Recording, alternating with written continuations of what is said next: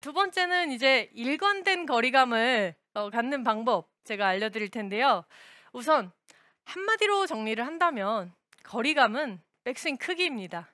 네, 백스윙 크기로 조절을 하시는 건데 예를 들어 뭐 저 같은 경우에 자 이게 뭐 만약에 뭐 한 10 이렇게 나가고요. 그리고 제가 뭐 한 허리 좀 이상 가는 게 30 나간다고 치고요. 그러고 또 뭐 가슴 높이, 어깨 높이는 70, 80 이렇게 제 나름대로의 기준은 있잖아요. 근데 그걸 똑같이 여러분도 이제 어깨 높이 이상 하시면 뭐 70m 또 나갈 수 있어요. 이렇게는 설명이 불가능하겠죠. 하지만 기본적인 기준을 어떻게 잡냐의 방법은 제가 설명드릴 수 있는데 결국엔 거리는 백스윙 크기이고요.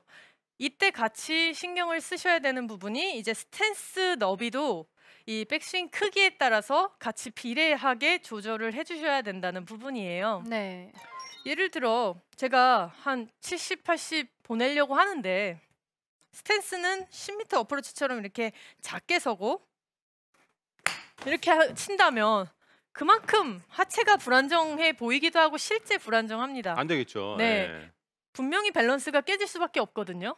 그러면 반대로 제가 10m 치는데 70, 80 치는 것처럼 스탠스가 이렇게 넓게 하고 이렇게 하게 되면 이상해요.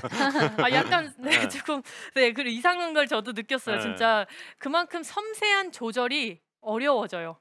10m는 10m에 맞게 밸런스 있는 그런 스윙 크기와 맞는 스탠스 너비를 가져주시는 게 좋고요. 네. 스윙 크기가 또 커지면 그 크기에 비례해서 스탠스도 이렇게 넓게 가져주시는 게 훨씬 나아요. 그런데 지금 김혜리 프로가 되게 큰 거를 지적을 해주신 것 같아요. 아무것도 아닌 것 같지만 아마추어 분들 같은 경우에는 정말 특히나 100m 이내에서 남자분들도 이렇게 그 크게 스탠스를 섰는데 2, 30m 치시는 분들도 네, 있고 네. 100대도 이렇게 치고 네. 이거를 조절 안 하시는 너무 분들이 생각보다 많아요. 네, 너무 예. 많이 봐서 예. 그게 안타까워서 오늘 네. 내용에 쏙쏙 담은 거고요. 예를 들어 이 오픈 스탠스를 서는 것도 그래요. 무조건 왜 서야 되는지조차 모르시고 그냥 서야 된다 이 얘기만 듣고 오픈을 서시는 분들이 계셔서 이렇게 외우다 보면 또 이렇게 부작용이 있는 게 뭐냐면요. 왼발을 빼라 했는지 오른발을 빼라 했는지 헷갈려서 이렇게 하고 치시는 분들도 계세요. 그러니까 이게 무조건 외우게 되면 이런 부작용이 나오거든요. 저는요, 설명드릴 때 꼭 이 설명을 해요. 좀 최대한 이제 쉽게 기억을 하시게끔. 우리가 치는 방향, 당연히 왼쪽, 몸의 왼쪽 방향이잖아요. 네. 그러면 아무래도 빠져나가기 쉽게 하기 위해서는 이 왼쪽을 열어줘야 잘 빠져나가지 않을까요? 하면서 이제 기억을 좀 잘 하시게끔 유도를 하는데요. 또 짧은 거리에서는 좀 더 오픈을 하시는 게 좀 용이한 게 어떤 부분이냐면 예를 들어 스탠스 그냥 똑바로 샷처럼 하고 그냥 치시면 뭔가 이쪽이 좀 자연스럽지가 않아요. 그러면 그만큼 몸을 맞아요. 써야 되는데 이렇게 네. 짧은 거 하면서 하체 쓰면 정확할까요? 네, 아니요. 부정확하겠죠. 그래서 미리 좀 열어둔다라는 개념을 좀 기억하시면 좋을 것 같아요. 그래서 오픈을 하는 거라는 거 꼭 기억해 주시면 좋겠고요. 그렇다고 이렇게 오픈을 했다고 해서 스윙 궤도도 이 스탠스 라인 따라서 일부러 가파르게 바깥쪽으로 아웃 인을 해야 된다고 또 오해하고 계시는 분들이 계시거든요. 스탠스만 약간 오픈하신 상태에서 스윙은 느낌은 그냥 항상 하시는 느낌 비슷하게 해주시는 건데 근데 결과적으로 공의 입장에서는 아무래도 이 왼발을 빼고 스윙을 잘 빠져나가게 하면서 자연스럽게 페이스 길이 좀 안쪽으로 빠지게 되면서 결과적인 아웃인 느낌은 될 수가 있어요. 네, 그래서 살짝의 사이드 스핀이 걸릴 수는 있는데 일부러 우리가 바깥쪽으로 들었다가 안쪽으로 빼는 이렇게 의도적인 아웃인까지는 하실 필요 없다는 거 좀 정확히 짚어드리고 넘어가고 싶어요. 네. 그래서 우리는 스윙 크기로 백스윙 크기로 거리를 조절을 해야 되는데요. 자, 이때 만약에 스윙 크기는 다 기준이 잡혀 있어요. 근데 똑같은 스윙을 하는데 하나는 이렇게 감속을 하면서 치고요. 백스윙 크기는 방금 전과 똑같았는데 이렇게 세게 박아친다면 두 개의 거리가 확연하게 달라지겠죠. 네. 그래서 결국엔 리듬이 또 중요하다고 꼭 말씀드리고 싶은데 이 리듬을 잘 맞추기 위해서 많은 분들이 모든 단어를 동원하셨던 것 같아요.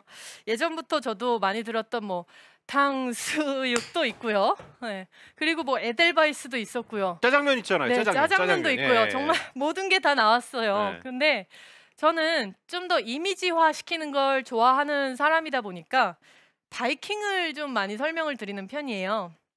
바이킹을 한번 연상을 해보시면 자 바이킹이 자 탔습니다. 여기 바이킹이 탔고요. 바이킹이 움직일 때 처음에 시작은 작게 움직여지면서 속도가 특별히 많이 나지 않아요.